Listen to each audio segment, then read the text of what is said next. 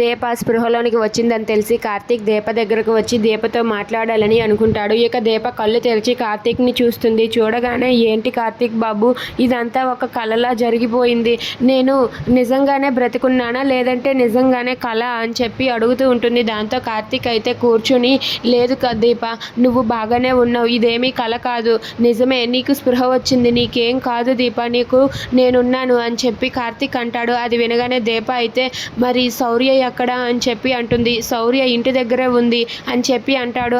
అది వినగానే దీప అయితే ఈ విషయం తెలుసా అని చెప్పి అంటుంది. లేదు తెలియదు అని చెప్పి కార్తీక్ అంటాడు. మరి అత్తయ్య వాళ్ళు ఎక్కడ అని చెప్పి అడుగుతుంది. వాళ్ళు ఇప్పుడే ఇంటికి వెళ్ళిపోయారు అని చెప్పి కార్తీక్ అంటాడు. మరి శౌర్య అడిగితే ఏం చెప్పారు అని చెప్పి అంటూ ఉంటుంది. ఆ విషయం కూడా తెలియదు దీప నాకు అని చెప్పి కార్తీక్ అంటాడు.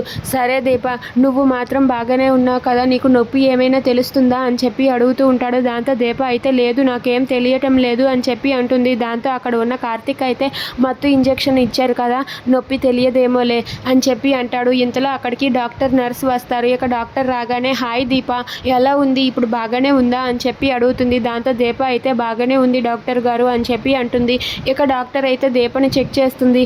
ఇక నీకు పర్వాలేదు, బాగా రెస్ట్ తీసుకోవాలి, నువ్వు ఏ టెన్షన్స్ పెట్టుకోకు అని చెప్పి డాక్టర్ దీపతో చెప్తారు. దాంతో దీప అయితే సరే డాక్టర్ అని చెప్పి అంటుంది. అలా కార్తీక్ దీపతో మాట్లాడుతూ ఉంటే డాక్టర్ గారు అయితే మీరు ఈవిడ్ని జాగ్రత్తగా చూసుకోవాలి అని చెప్పి అంటుంది. దాంతో కార్తీక్ అయితే సరే డాక్టర్ గారు అని చెప్పి అంటాడు. ఇక డిశ్చార్జ్ ఎప్పుడు ఇస్తారు అంటే త్వరలోనే ఇస్తాము అని చెప్పి డాక్టర్ కార్తీక్తో చెప్తారు. Please subscribe.